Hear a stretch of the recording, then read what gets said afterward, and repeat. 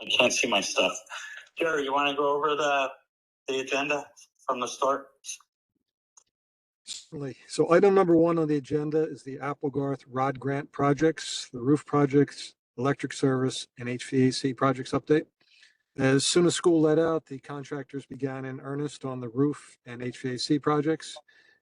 Obviously, everyone knows this has been a challenging summer weather-wise with all of the rain, so that has limited their progress. However, they've been taking advantage of every day. This past weekend, they worked Saturday and Sunday. I'm pleased with their project and considerate pleased with their performance, the quality of the work.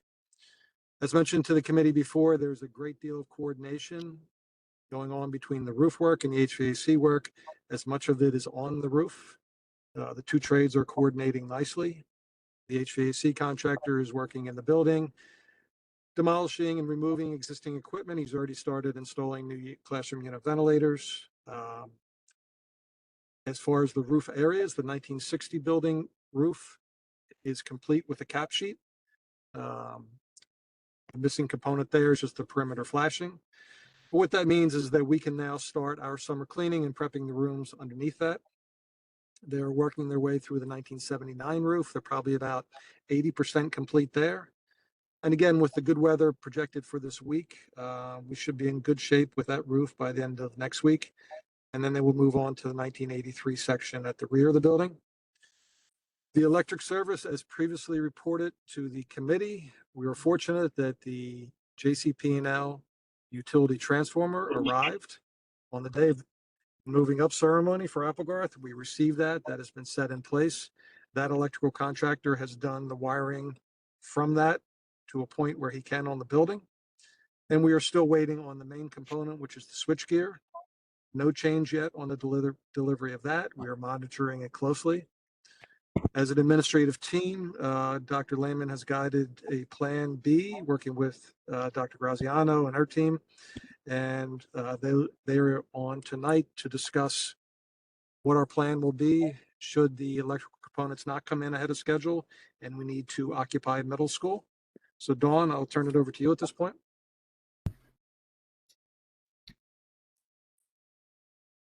Okay, so good evening, everyone. I can report at this point that, again, under Dr. Lehman's leadership, we've met 2 times and kind of fleshed out a lot of the details in case we do need to open over at the middle school. We have, we've created documents to share with our staff in the eventuality that that happens. A lot of heads have come together to brainstorm any type of obstacles that might stand in our way. And we've, come up with a contingency plan for everything we could think of. We're kind of excited at this point. I don't know if you know, but Mrs. Wynn and I both come out of the middle school environment. We know the building very well. And we will be able to keep our 4th graders in the existing trailers. Dr. Higgins has been very welcoming and accommodating in terms of making sure that he can carve out the classroom space, at least on a temporary basis, for us to be over at the middle school. So we're feeling pretty comfortable and confident right now that if that's the route that we need to go, we're, we've kind of got everything waiting in the wings, just waiting to implement if we should need to do so. Yeah, one of the things. Go ahead.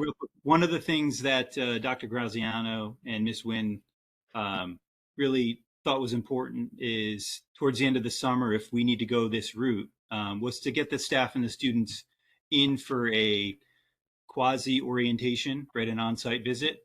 So that's something that it's on the agenda. It will be as we get a little bit deeper into this, and it becomes, if it's a reality or it becomes even a more potential reality, then she and her team have already put the wheels in motion to get a quasi orientation. It'd be more like a parent information session, and then the kids could come and they would actually get a little bit of a tour of the building. So that's on the radar for us, that, it's something that would happen right before school started.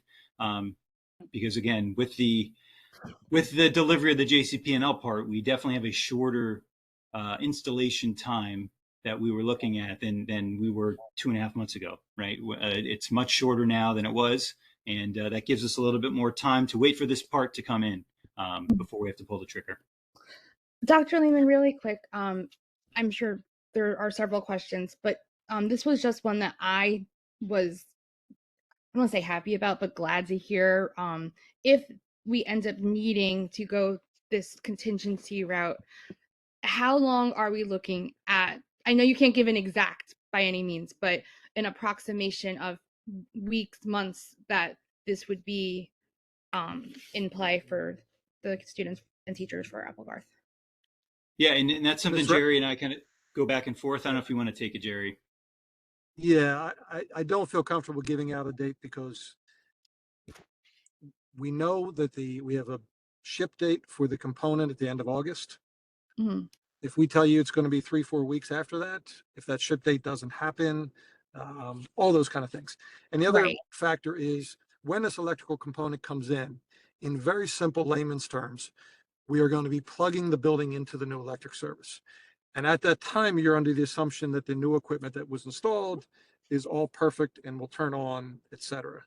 So there are potential for hiccups along the way here. We are in a good position that we have the trailer.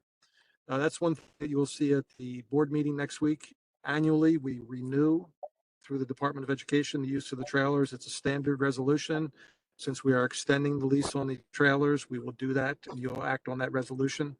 So we have an open-ended window there. Best case scenario, it'll be a few weeks. Worst case scenario, several weeks. But I wouldn't want to put any time frame out there at this point. And I love that you say that because you have a way of, avoiding trouble by just talking about it, Mr. Take. So I'm hopeful that we don't have to extend the leave. I think we are talking about end of October, but my question is to Mrs. Graziano and Dr. Lehman is that when is the final rollout date for Plan B? When do we finally say, all right, we're going to Plan B and we need to send the communication out? So when are we communicating to our staff? When are we communicating to the students? And I love the idea because one of my questions was taking them to like a tour and you kind of are already thinking about it. So that's great. But I would love to get an idea on the timeline as to how far are we waiting before we say, sorry, this is it's not a reality. We definitely are starting in the middle school for 4th and 5th grade. So what is that timeline like?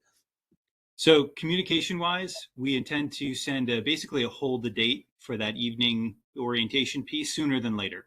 We're looking probably sending something out next week just to say, hey, progress is going on in the construction project, but if we do have this delay, please keep this date penciled in just to save the date piece. And then from there, Mr. Tague and I talked earlier today, and we're continuing to put some pressure and ask this company that we're waiting for this part for. But we would be mid-August at the latest making this call in terms of pulling the plug. Now we have everything in place. Like I said, we have the transportation piece set up and teacher schedules and room assignments and things like that. But again, the installation time on this is much shorter than it was. So we do have a little bit more time. So the drop dead time would be, in the middle of August. But we want to give parents definitely the heads up when pencil this date into your calendar. And that way, if we don't need it, that's fine. But it's not a last minute, come see us this evening of the week or something like that. Dr. Lehman, Real quick, go ahead. The staff, I know that they're prepared and they packed up more tightly before the end of the year. Would they need extra time to set up? If it's middle school, will we need to give them a day extra, or is it going to be the same setup time like every year for them? You want to take this, Dawn, or you want me to take it? I could speak to it, and then if you, Sure. if there's anything that I'm leaving out, just let me know. Yep. We are, as of right now, we are looking to have like a basic, basically a very basic transport of supplies from Applegarth to the middle school. As of right now, we're hoping for the shortened amount of time that we will be there. And we're telling them to take a minimalist approach, at least for the beginning.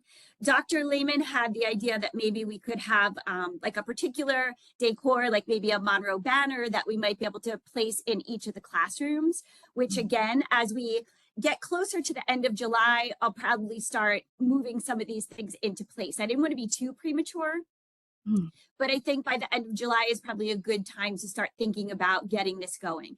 Everything else truly is in place. Like, we're ready with classes, assignments, changes in our schedule, transportation. That's all ready to go if and when we need to make that announcement to our parents. But in terms of them bringing a lot over, we are going to suggest that they keep it to a minimum for now. And then if there is more time needed, we'll figure it out. I mean, we have a variety of different days where maybe, you know, we have shortened days in school that might be a good opportunity for them to get more things. But as of right now, we also don't want them coming into the building. We want to minimize, I mean, as of right now, they can't come in, but we want to minimize moving forward how much access they're going to be able to have. And we want to make sure, of course, that it's safe. Otherwise, we will take out the basics for them. And we're bringing all the technology over. So they will have their full complement of technology. We can do all our assessments at the beginning of the school year if we need to. So, you know, they're going to have what they need to, you know, get the ball rolling, just like all the other schools are getting the ball rolling. So if I'm understanding this right, the aesthetics may be compromised, but the functionality of starting the year is not going to be compromised for the students and the teachers. Yeah, instructionally, it will be just as if they were at Applegarth. Okay, great. Thank you. Go ahead, Kate. Oh, sure. So I guess, and I forget, Dr. Graziano, if it was you just brought this up or if it was Dr. Lehman, but the transportation element, because I know that was a question that I had heard about. I know for my, like, I'm on Woodland Mill Lake side, the buses, the kids aren't together, but I believe for Oak Tree and Applegarth, they are. So I guess, can you just sort of shed a light without, you know, having specific details on what that's going to look like? Are we going to need more buses? Is there going to be a change in the timing? Because Applegarth starts at a different time than the middle school does. I guess, like, how does that work? So the buses we are going to be operating with the same number of buses. They will drop at Oak Tree as they always have done, and then they will bring the students over to the middle school. In terms of time compromise, there will be, you know, there will be a little bit of time on either end. There has to be if we're going from Oak Tree over to the middle school, but we're going to try to keep it as streamlined and smooth as possible. We also just, we're going to be meeting with Donna Martyr, the director of transportation. We've spoken to her numerous times already, but that was, I think we put on the calendar for August 4th, and we are just going to make sure that we have all of our ducks in a row moving forward.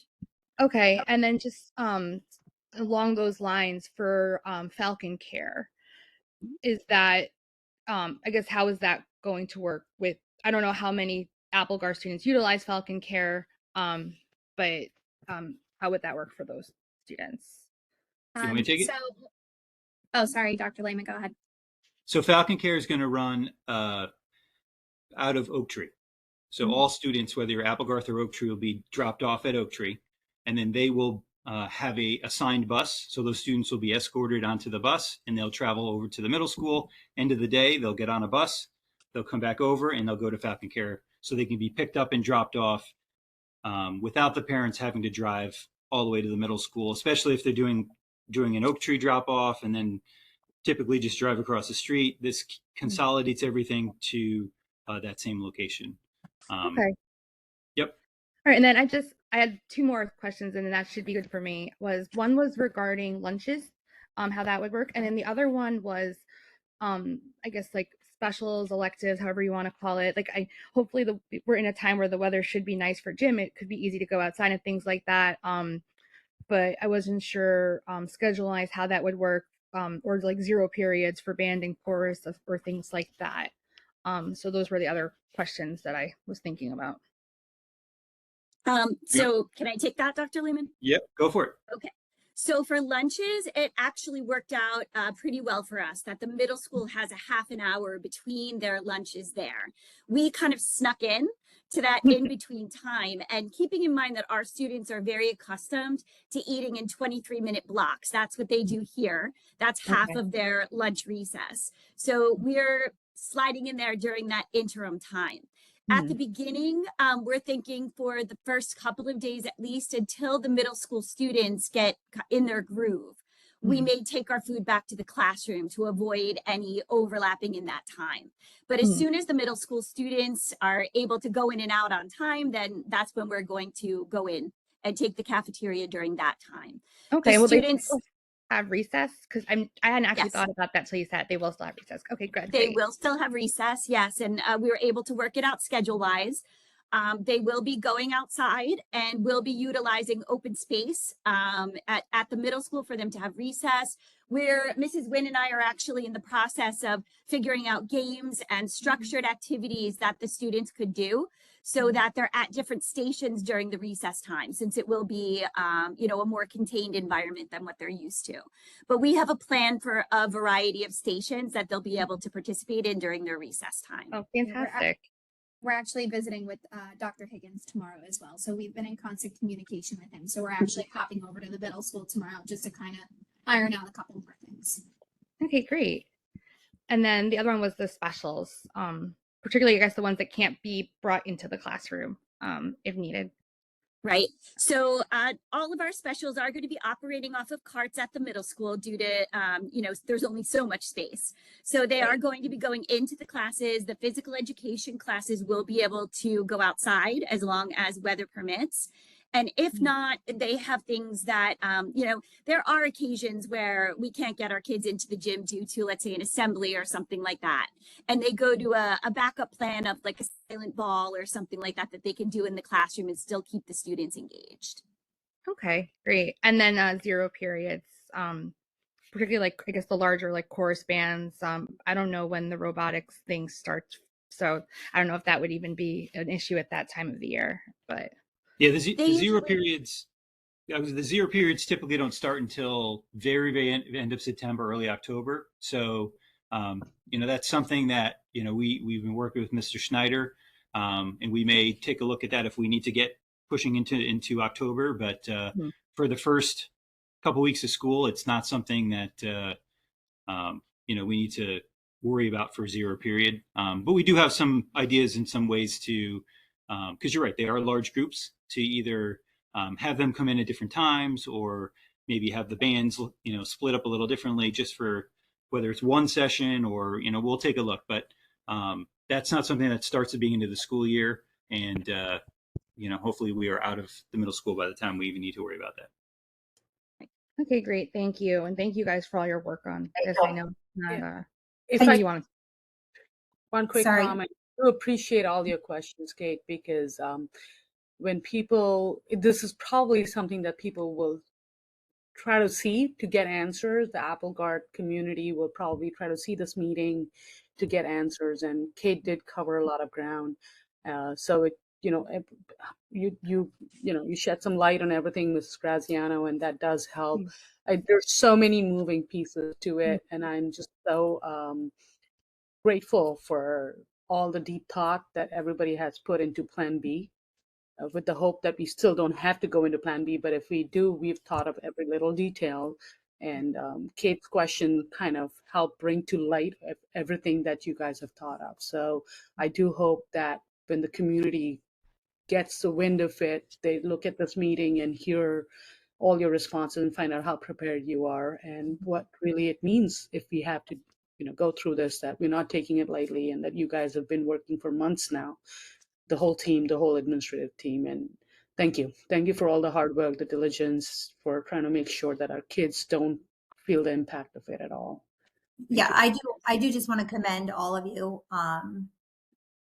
You've been very thoughtful in all of your responses, and you've given us a lot of information. And I really do think that I encourage everybody to watch this meeting, especially the Applegarth community, because I feel very comforted, and I think the community will feel very comforted in hearing all of the answers that you've been able to provide. Like Ms. Boris said, you've taken months of time to collaborate and think and really work out the kinks. And I do just really want to commend you all. Thank you all for taking the time. And, you know, hopefully we don't need to use it, and I would hate to see it as a wasted effort, but also, thank you. We appreciate That's it. okay. Better to be prepared. And we see it as kind of an adventure, you know, and that's how we're going to be approaching it with our students and our staff as well. Yeah, I did chuckle when you said this is very exciting, and like, oh my God, I hope you don't have to go through it. But I do understand the excitement behind all the planning. But Right. hopefully Recess we don't have sounds to go great, through it. But honestly. we're There, prepared. there's a lot more details that obviously if we go down this road at the parent information evening or the student kind of orientation, everything from what phone number do I call, right? So we have plans on how parents can get in touch with the school, right? Applegarth. And so all those things we have narrowed down and planned out, but those are the kind of things that at the parent information night we would share. Yes. Okay, I guess we're done on item agenda Hey, number 1. Yep. I think that you guys are on top of everything, and as long as like we share the information with the parents, I think everybody will be fine. Dr. Graziano is doing a fabulous job coordinating with her students and staff and everybody and the parents, and I just think this will run smooth either way. I mean, hopefully, if it doesn't, at least we'll be in a good position. Thank you, guys. Thank you. Mr. Okay, Tate, then. Yes. Mr. Tate, just really quick, this isn't specific to Applegarth, but I know we are discussing like the trailers as a part of that. If I recall, and someone can correct me if I'm wrong, we had budgeted for the potential removal of the trailers for this year. Obviously, we're not going to do that for a while. But are we still potentially looking into doing that this year in the end of, the second half of the year if everything is working out? I believe we only That would be- extended to October month. Am I right in remembering this? End of October is the extension? That is our desire. Best case Okay. scenario, the end of October would allow during the week of teacher convention, first week of November, for the contractor to come in and start breaking them down while Okay. the area is vacant. So that's best case scenario. Okay. And So that's we're only paying the monthly rent. We're not contracted to any yearly sum of money, right, Mr. Tate? There is a budgeted amount for the breakdown and removal of the trailers. Right. So we are also paying rent now per month. Yes. So Per month. depending when this happens, the board will make a decision on if there are adequate funds to cover the cost and remove them now or delay it to another time. Agreed. Which is going to be the case whenever we remove them. The cost of removal stays the same, but by extending it September, October, we're going to be paying, I think it's $8,000 or something per month. We're going to continue to pay that to help, and this is the cost of the delay that in our project is how we're going to have to look at it. Correct. I guess I was going to ask if that cost is something that's covered under the grant because it's part of the repair, but I'm sure that the grant has very specific things that it's there for. So yeah, there are I have liquidated reimbursement. damages that the contractor will pay damages for every day that he is late. So that will help offset Okay. some of the cost. Oh, great. So Not great, but great. $500 per day, if I remember it correctly, right? yes. Yes, thank you. Okay. Thank you, Dr. Okay, then Mr. moving. Tate. We're good to move along to item 2 then? Yeah. Okay. Item 2 on the agenda is the ESIP projects update. The committee members were provided with a progress update schedule.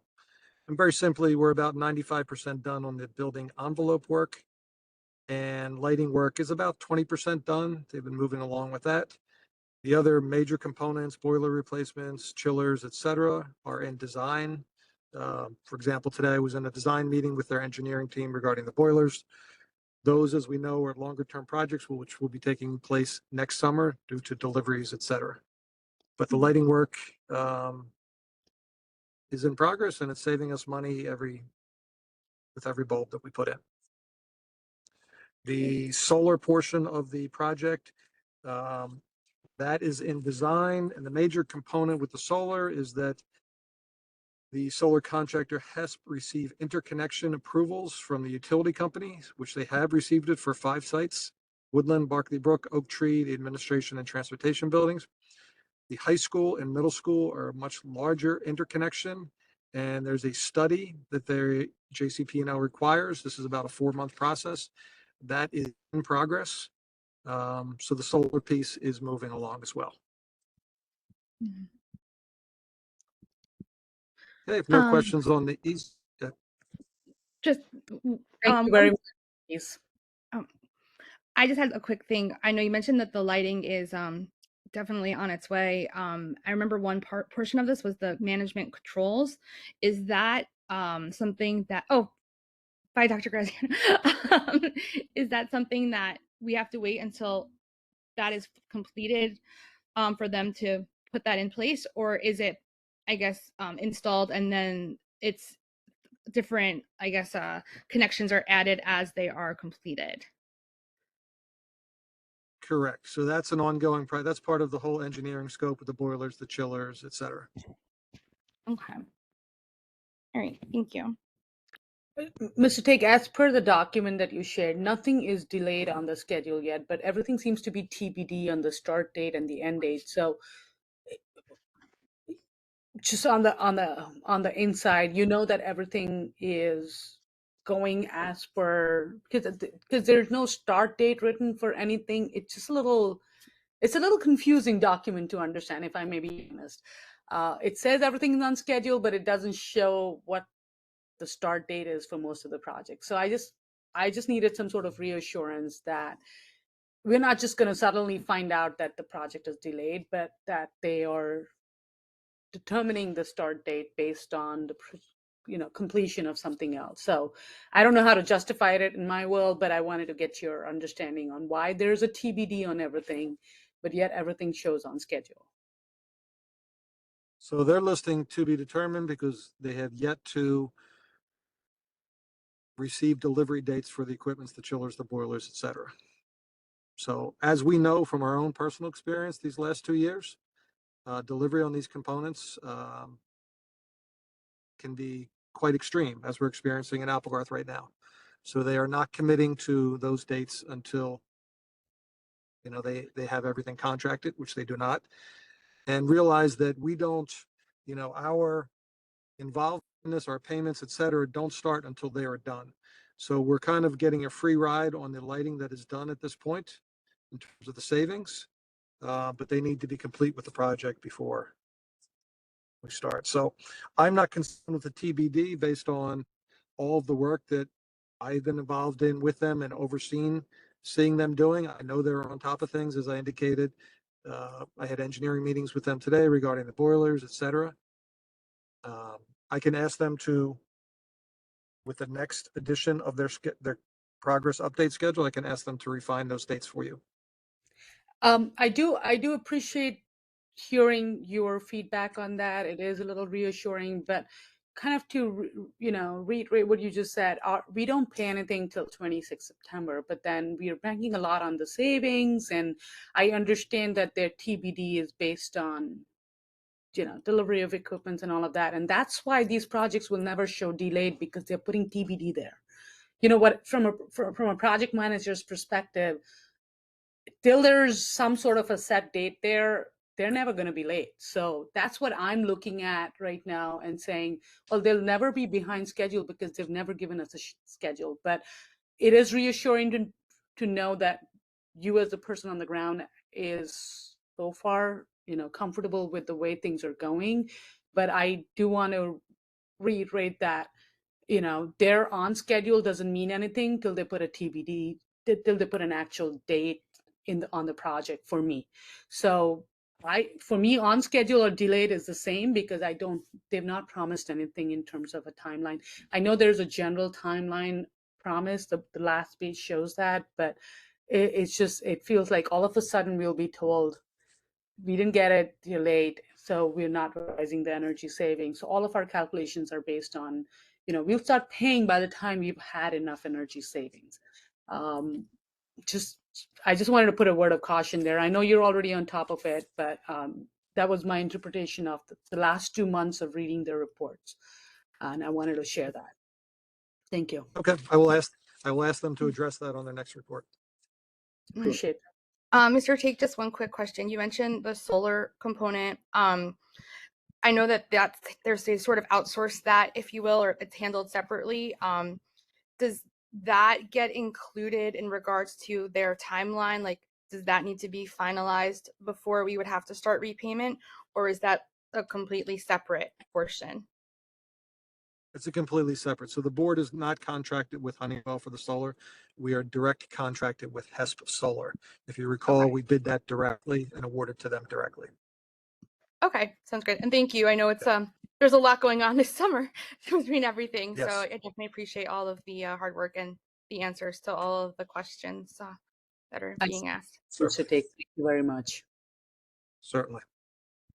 Okay, if there's no other questions, we'll move on to agenda item number 3, which is the lead and water testing.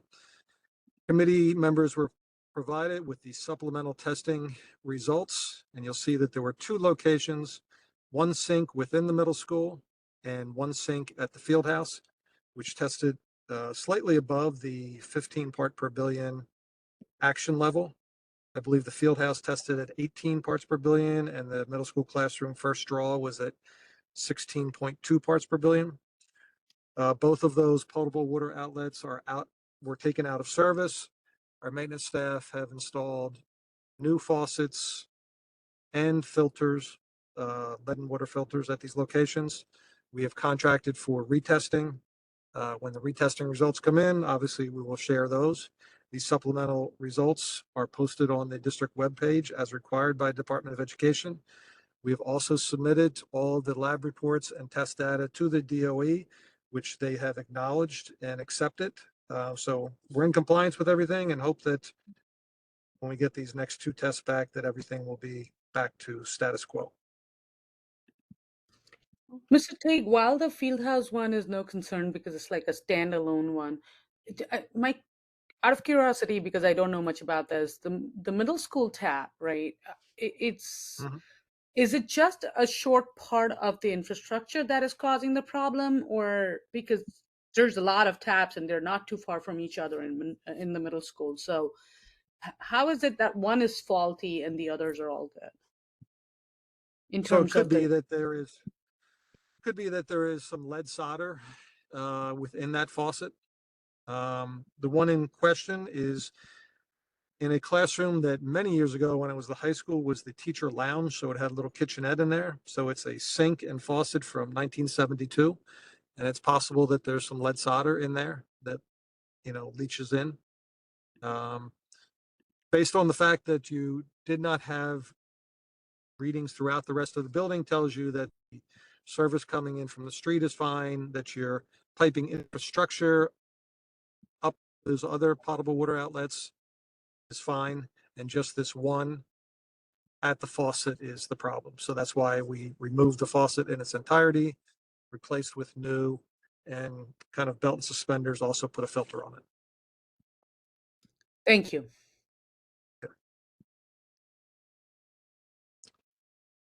Okay, that concludes that. I don't know if Miss Martyr is on with us tonight for transportation.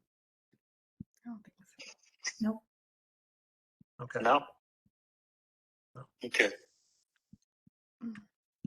She's not on the Anybody attendance have a list. question?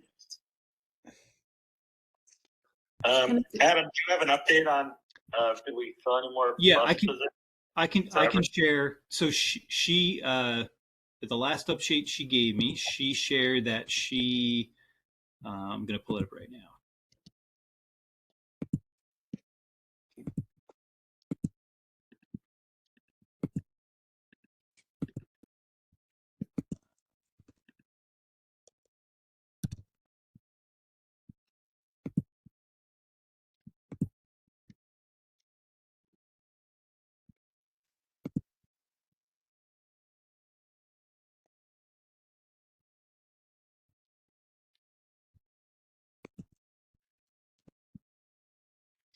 So she was reporting that in terms of recruiting drivers, she's anticipating a further increase in our in-house driver pool.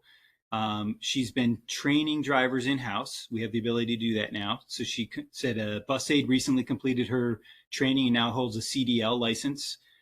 We had another one test on July 3rd and a third one who was in the process of taking a CDL written portion of the test. So she's expanded our in-district driver training program, which is good in terms of recruitment of our own staff.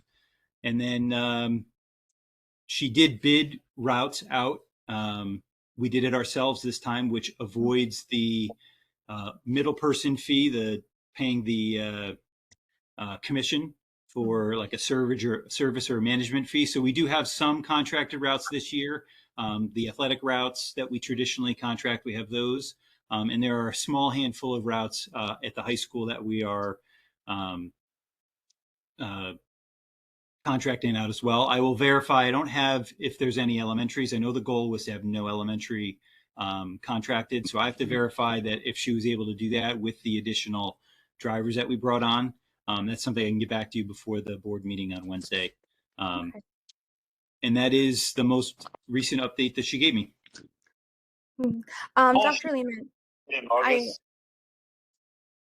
I don't know if you heard what he said. He said as long as we can get an update in August, that would be great. Yep. Dr. Lehman, I know that we at one point had talked about the possible pilot for the bus apps at Mill Lake and Woodlands, or not Woodlands, at Mill Lake. And then I'm not sure, I forget what happened with that, but then we had discussed the possibility of our own current software or vendor being able to do it in-house. And so I remember like saying we wanted to try to use the schools where it was all in-district busing. Is there any update on that, whether we're going to be able to see that in the near future? Because, I mean, it's, I've been saying it for a while, but I know that there's, there has been the ask for it. I know that there's an additional cost. It's definitely not a must-have type thing. But I was just curious if there's any update on whether that's something we might see in the near future. Yeah, in this update that she provided me a few weeks ago, she said that the Mill Lake pilot program with that third-party bus company, we didn't get that off the ground. But her recommendation from the outset right now is TransFinder is one of the transportation programs we utilize, and her recommendation is to use that because it does have a similar functionality, but we already have TransFinder as our bus routing software. So her recommendation would be to explore using that because it's already embedded in what we do. It's already installed on our buses and things. So, there wouldn't be an extra cost. Is that what she's saying? That there wouldn't be an extra cost? There'll be an extra cost associated to using it, but we have the TransFinder program. We use that for bus routing already. So we wouldn't have to sync to something else. If you could ask her what that extra cost looks like so that we could compare with this pilot that and the pilot was free of cost. So I'm surprised that it didn't take off the ground, but it would be good to know what the comparison between the two tools was in terms of the extra cost. And I'm all in favor of using a tool that we already have. Yep. If the cost is the same, but if the cost is more, then definitely there's value in exploring the other one. And just to piggyback on Ms. Ratner's question, one of the reasons for the pilot was that we had contracted bus routes that we couldn't do this on. But I think one of the conversations end of the year was that we're going to reevaluate our bus routes, being that Ms. Monroe is new and we're going to put a fresh perspective on it. Has there been any progress on that? Because I know by August we start to finalize, and then mid-August we start to send out those mailers. So I don't know if you have any updates, Dr. Lehman, on whether we revamped anything and if you've been able to shorten it, reduce, the need for contractual buses. Any updates on that, Mr.? Yeah, there's definitely less contractors than we typically use, and I'll get you that exact number before the Wednesday meeting. How many contracted routes and things, and I think that's also related to we've seen the population move through the district. The bubbles have moved into the middle school, through the middle school, and they still remain in the high school, right? So every year, buses they're looked at and filled. And some students' buses change here and there. But we definitely every year take a fresh look at at the routing and things. So I will get the exact, specifically elementary route contracted numbers, because that was the non-traditional area that we contracted. We always tended to have a couple at the high school in our athletic runs as well, but we used to have, I believe, 3 or 4 at the high school pretty consistently through the years. And I'll see how far into the middle and elementaries they go as well. Yeah, high school is definitely a more tolerable contracted Yep. route than the elementary for sure. Yes. I have no other questions. Thank you. I would like to know, we met with the company. Moralda and Miss Garcia said that they had everything in motion and we were doing it April, May, and June, and now we never did it. It was never done. Yeah, it was. They did not, or it did not get implemented. No. Why though? I'll get some details. Well, I don't know if it's a logistical piece that we had going on. I don't know the details. Okay. All right. Yeah, I'm just curious because when we sat at the meeting, Moralda and that guy apparently said they had coordinated everything and we were going to start it here, and Garcia's on board with it. And now we're finding out in July that it never happened. Like, I believe we should have been told it wasn't going to happen. And also, I'd like Miss Martyr to be at the next meeting, so at least she could answer questions. All right. Yeah, definitely. Yep. Yeah, and I'll get some details as to what the bumps were in the road in terms of, or the barriers that ended up impacting that ability for us to get the pilot going. Okay. Anybody else have anything? No, thank you. I'm good, thank you. Think we're good? Yep. All right, guys. Thank you. Thank you, Mr. Teague. Thanks, Dr. Lehman. Thanks to all the support people and everybody.